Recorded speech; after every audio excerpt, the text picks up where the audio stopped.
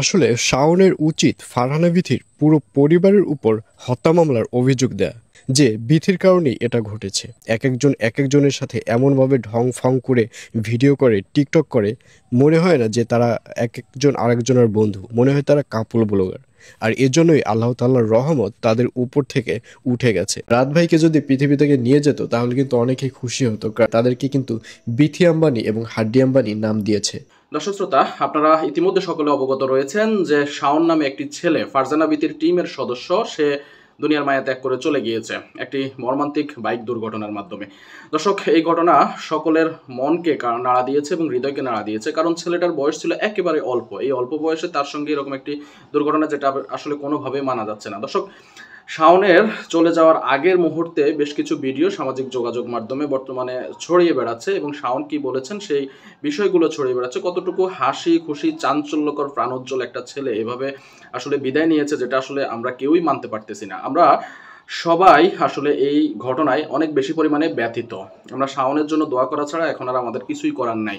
তবে আমরা একটা সিদ্ধান্তকে অবশ্যই ধিক্কার জানাই এবং নিন্দা জানাই, যেটা ফারজানা বিথি নিয়েছিলেন। ফারজানা বিথি এরকম একটা লং জার্নির মতো এরকম সিদ্ধান্ত না নিলেও পারতেন। তিনি আসলে দিন দিন বেপরোয়া হয়ে উঠছেন এবং উচ্ছৃঙ্খল হয়ে উঠছেন। টাকা পয়সা হয়ে গেলে মানুষ তার রূপ চেঞ্জ করে, সেটা ফারজানা বিথিকে না দেখলে আসলে বুঝতে পারা যায় না। ফারজানা বিথি যদি এরকম একটা কঠিন সিদ্ধান্ত না নিতেন, এরকম ট্যুরে যাওয়ার মতো সিদ্ধান্ত না নিতেন, হয়তো বা আজকের এই ঘটনা থেকে রক্ষা পেতে পারতো ছেলেটি। তারপরেও দুর্ঘটনার সাথে কারো হাত নাই, আমরা সেটাও বারবার বলছি।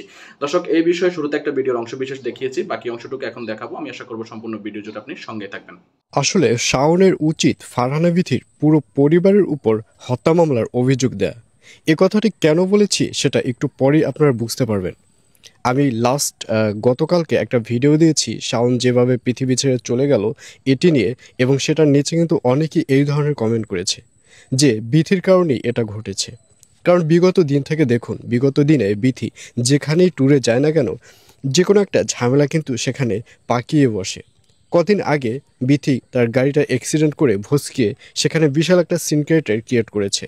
এখন আবার সাজেক ট্যুরে গিয়ে সে তার যে কি বলে ক্যামেরাম্যান শাওন, সে পৃথিবী থেকে উধাও হয়ে গেছে। আসলে তারা যে কাজকর্ম বর্তমানে করছে, প্রত্যেকটা কাজকর্ম ইল্লিগালভাবে করছে। ভাই, ট্যুরের একটা সীমা আছে, আনন্দের একটা সীমা আছে, প্রত্যেকটা জিনিসেরই কিন্তু একটা লিমিট আছে। কিন্তু ফারহানা বিথি এবং তার টিম যে কাজগুলো করছে, লিমিট ক্রস করে তারপর তারা কাজগুলো করছে। তারা এমনভাবে ট্যুরে যায়, মনে হয় না যে তারা বন্ধু, মনে হয় যে তারা কাপল ব্লগার। একজন একজনের সাথে এমনভাবে ঢং ফং করে ভিডিও করে, টিকটক করে, মনে হয় না যে তারা একজন আরেকজনের বন্ধু, মনে হয় তারা কাপল ব্লগার। আর এজন্যই আল্লাহ তাআলার রহমত তাদের উপর থেকে উঠে গেছে। যার কারণে কিন্তু ফারহানা বিথি যেখানেই যায় সেখানেই একটা ঝামেলা ঘটে, সেখানেই একটা সিন ক্রিয়েট হয়। তো এখানে শাওন হচ্ছে মূলত ফারহানা বিথির ক্যামেরাম্যান। শাওন মূলত এই ট্যুরে যেতে চায়নি, কারণ শাওন বুঝতে পেরেছে যে সাজেক যেহেতু 200 থেকে 250 ঘন্টার একটা লং ড্রাইভ করতে হবে, শাওন অতটা সুন্দরভাবে ড্রাইভ করতেও পারতো না। আর এর জন্য শাওন বলেছে যে সে এই ড্রাইভে যাবে না, এই ট্যুরে যাবে না। কিন্তু বিথি নিজেই কিন্তু শাওনকে জোর করে এই ট্যুরে নিয়ে গেছে। বিথি বলছে যে সে বাইকে করে লং ড্রাইভে যাবে, এই ট্যুরটা বাইকে দেওয়া হবে। মূলত বিথির কারণেই কিন্তু বাইকে এই ট্যুরটা দেওয়া হয়। আর এর জন্যই শুরুতে বলেছি যে এখন বিথির পুরো পরিবারের উপর একটা হত্যা মামলার অভিযোগ করা উচিত শাওনের পরিবারের। তো ভিউয়ার্স, আপনারাও কি আমার কথায় একমত? অবশ্যই কমেন্টে জানিয়ে দিন আপনার মূল্যবান মন্তব্য, এবং আপনি যদি আমার পেজে নতুন হয়ে থাকেন তাহলে অবশ্যই পেজটি ফলো করে রাখুন। চট্টগ্রাম কক্সবাজার মহাসড়ক জাঙ্গালিয়া এলাকায় বাইক অ্যাক্সিডেন্টে বিথি রাত টিমের একজনের মৃত্যু। হ্যাঁ ভিউয়ার্স, 1 ঘন্টা আগে এরকমই একটা পোস্ট দেয়া হয়েছে এবং এখানে দেখা গেছে যে বিথি এবং রাত তারা যে সাজেক গিয়েছিল, সাজেক থেকে ফেরার পথে তাদের টিমের একজনের মৃত্যু হয়েছে। এবং পুরো ভিডিওটাই এটা দেখানো গিয়েছে, কিন্তু ফেসবুকের কিছু টার্মস অ্যান্ড কন্ডিশনের কারণে আমি ভিডিওটা প্লে করতে পারছি না। তবে ভিডিওটায় দেখা গিয়েছে যে সেই লোকটাকে ইমার্জেন্সিতে নিয়ে আসা হয় এবং ইমার্জেন্সিতে আনার পরই সেখানে তাকে মানে পৃথিবীর থেকে সে যে চলে গেছে এটা ঘোষণা করা হয়। আর এই কথাটি শুনে রাতকে অনেক বেশি কাঁদতে দেখা যায়। ওখানে অ্যাকচুয়ালি বিথি আপুকে দেখা গিয়েছিল না, কিন্তু রাতকে দেখা গিয়েছিল। কিন্তু রাত অনেক বেশি কান্নাকাটি করেছে। রাত ভাই বলেছে যে ওকে কেন আল্লাহ তাআলা নিয়ে গেল, ওর পরিবর্তে আমাকে নিতে পারতো না? এই বলে অনেক কান্নাকাটি করেছে রাত ভাই। রাত ভাইকে যদি পৃথিবী থেকে নিয়ে যেত তাহলে কিন্তু অনেকেই খুশি হতো, কারণ ইদানিং রাত ভাই এবং বিথিয়াপুর যে ভিডিও হচ্ছে, যেভাবে তারা তাদের শো অফ করাচ্ছে, এটা দেখে কিন্তু অনেকের কাছে খারাপ লাগছে, অনেকের কাছে জেলাস ফিল হচ্ছে, অনেকের কাছে একটু বেশি করে ফেলাচ্ছে এরকমটা মনে হচ্ছে, যার কারণে তাদেরকে কিন্তু বিথি আম্বানি এবং হাড্ডি আম্বানি নাম দিয়েছে।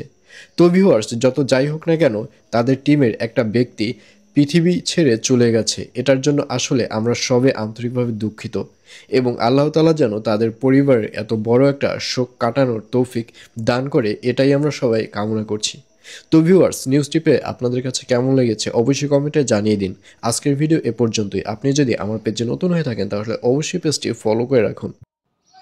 প্রিয় দর্শক, নিশ্চয়ই দেখেছেন ওনার বক্তব্যগুলো কেমন লেগেছে, কমেন্টস বক্সের ঘরে লিখে জানাবেন। সত্যি ঘটনাটি আমাদের হৃদয়কে নাড়া দিয়ে দিয়েছে, এবং শাওনের জন্য আমরা দোয়া করি আল্লাহ যাতে তাকে বেহেশতে নসিব করে, এবং শাওন যাতে পরবারে ভালো থাকেন।